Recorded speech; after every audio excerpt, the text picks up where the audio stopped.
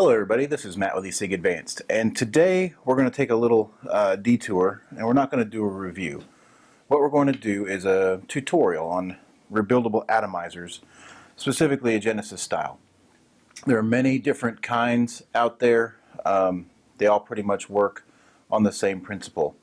They use a stainless steel wet mesh wick to wick juice up from a tank onto a coil that you, the user, build yourself between a positive and a negative post.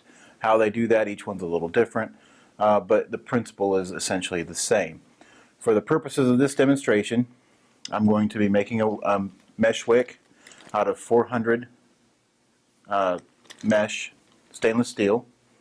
I will be using Kanthal A1 32 gauge wire. Now you can use 36, you can use 30, I even have some 28, which is a lot thicker than this, harder to work with, but I like the way that it vapes. But for the purposes of demonstrating it, it's easier to use the 32, and it works just fine. You'll need something to check the resistance of your coil. Provari works really well, a lot of people use that. This is a resistance checker that works well, and also you can use it as a base. You'll need a torch, and you'll need some water, and you'll need some various tools that we'll discuss once we use them. For the purpose of the demonstration, I have a BliSS Rebuildable. This is from Doc Dave, who is a modder on the New Vapor Forum. This was a pretty expensive, but it's also a very nice rebuildable atomizer. And we're going to go over building. We're not really reviewing this. I'm just using this as a prop to show you how to assemble one of these. We're going to go over, again, making the mesh, making your wick, wrapping a coil, checking for hot spots, and kind of guesstimating what your ohms are going to be. So, without further ado, let's get started. Okay, first of all, let's go over some of the anatomy of a rebuildable. For those of you who've never used one, never seen one, don't know what the heck I'm talking about. This is the tank portion, and this is the portion here where you build your coil. You have a positive post that just has a Phillips screw head that you can be tightened or loosened, and you're going to wrap one end of your coil there. And then you have a negative post. This one has two. You can actually make this a dual coil if you wish. A fill hole, and then two places to run wick through. We're only going to build a single coil today. Then you have a top cap, and your drip tip fits in.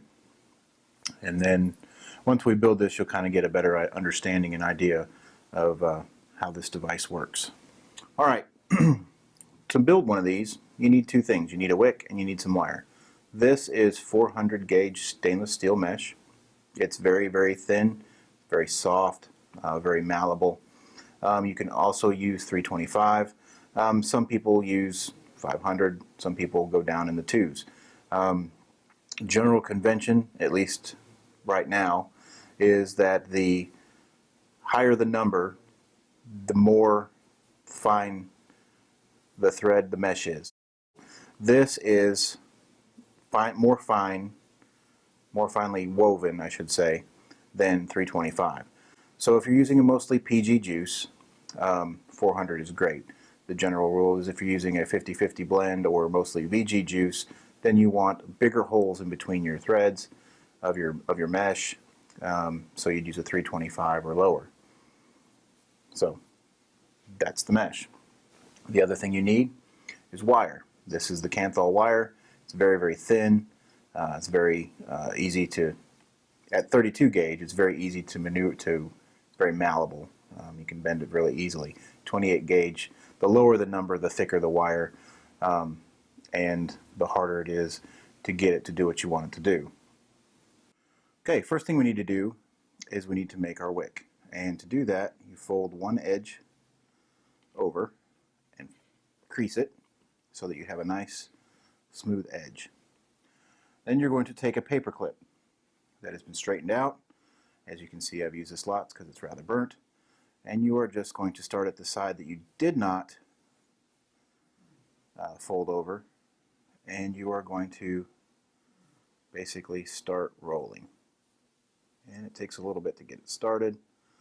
Once you get it started, it will go. and you just kind of work it between your fingers along that paper clip like so. And the more you work it, the more you mold it and make it narrower so that it'll actually fit in the hole that you're in the top of your atomizer. If it obviously doesn't fit inside the tank, it's not going to wick anything. Okay, once you get it satisfactorily done, you can take it off the paper clip and you continue to work it down with your fingers to make it even more narrow. Alright, now I want to test it, make sure it's not too fat. Put it down in there and it fits in that hole just fine. Obviously I'm a little long, I'll trim it. So I'll do that now. And I want it to come to about where the top of the post is. And I'm actually going to trim it at an angle, because this is the side that's going to go down into the juice. And I want it to be able to wick as best as possible. Okay, you can see we have our torch. We have some water. What we're going to do is we are going to oxidize this wick by heating it up super hot. And I'm using a micro torch I picked up for $8 from Harbor Freight. So stuff is cheap. You can get it relatively inexpensive. And you want to heat this up till it glows red hot. Just like that. And turn it a little bit. And you notice I have it here on the end of my paper clip again, just because I don't want to burn my fingers. I just want to get that glowing nice and orange. And then you quench. Okay? You're going to do this 3 or 4 different times. Again, now that's why it's going to take a little bit longer. Alright, this is our 4th and final time.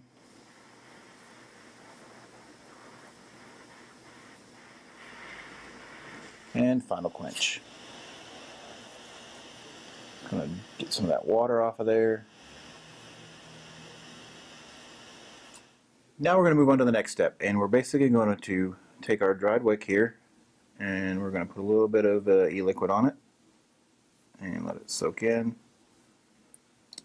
And using a cigarette lighter, we're going to let that burn off. And all this is doing, you can see the flame there, it's just adding a little extra layer of carbon on the outside of that wick. And the purpose of doing this, we're going to do this a few times. The purpose of doing this is that carbon coating is non-conductive. Stainless steel obviously is very conductive, and we do not want to short our coil by putting on something that's conductive. So we oxidize and then we add this nice little layer of carbon to make this stainless steel non-conductive. And we'll do this 3 times. So get a nice little layer of carbon on there. Get a nice little fireworks show. And now we're ready to make our coil. As you can see, I've inserted the wick into the wick hole. I have this screw loosened here and this screw loosened up here. We're going to take our resistance wire. We're going to put it underneath that screw. And I'm going to hold it like that, so that when I screw it down it doesn't come out. Take a jeweler's screwdriver and secure that tightly. And then you'll have this tail here, and we'll just leave it for now in case we have to change something. Now on this one, it's pretty straightforward. What we're going to do is we're just going to wrap, well, move this tail out of the way. We're just going to wrap our coil. You don't want it too tight, but you don't want it loose around this wick. You want to try to make it, you know, nicely spaced. You don't want the wires touching, and because that will create a short. Alright, and then once you get it through there, you're going to put it, this one has 2 little washers here, And I'm going to hold tension on there, and I'm going to screw that top post down so that it's tight. And then you have that tail there. Next, if you have a small flat screwdriver, you just kind of want to look at your coils. You know, add any spaces if you need them. And just make sure that you're not touching anything metal that it's not supposed to touch. So you have a point of contact here where it's supposed to, you have a point of contact here where it's supposed to, and everything else looks to be pretty good and only touching the wick, which is good because that's oxidized and non-conductive. And that's pretty decent. That looks like a 6/5 wrap. And we'll check our resistance. And it looks like it's 1.56 ohms. So that would be pretty good. To get rid of these tails, you can either do the twist, and this is easier to do with 32 gauge because it's thin, and just kind of twist it off like that. Or you can use cutters. Like if you're using 28 gauge, this doesn't work as well. Or if you're down in a little tiny spot like that, there you go. Get rid of your tail, and we're ready to fill it with juice and try it out. All right, we're going to test our coil before we fill the whole thing with juice. I'm going to put a little bit on here, just to do it. We're going to check for hot spots. And I've got it set to 3.2. I'm not getting anything. There we go. There we go. Lots of vapor. So, must have a little hot spot somewhere, because I'm getting an E1 message after a while. So it's set at 3.2 volts. I should not be hitting the amp limiter. So we're just going to check and see what might be giving us a hot spot. Right there.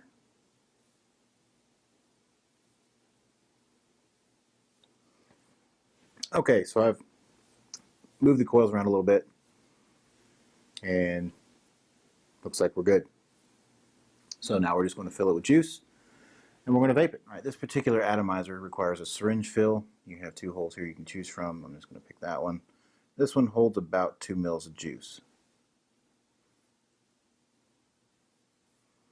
So we're going to fill it.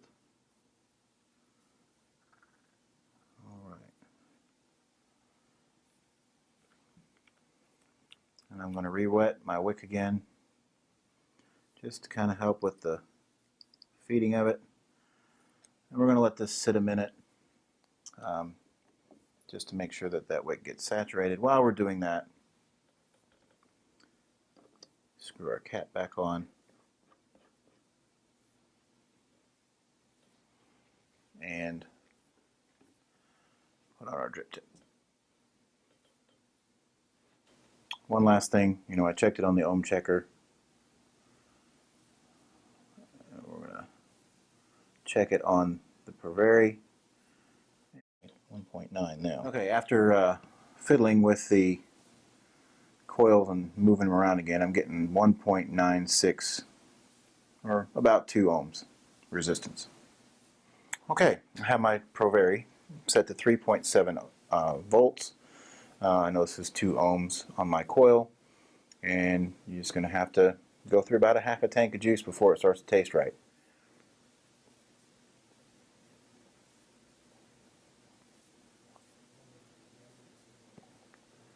Now again, that's 3.7 volts. Not getting a whole lot of flavor out of it. Again, have to season the wick and the coil.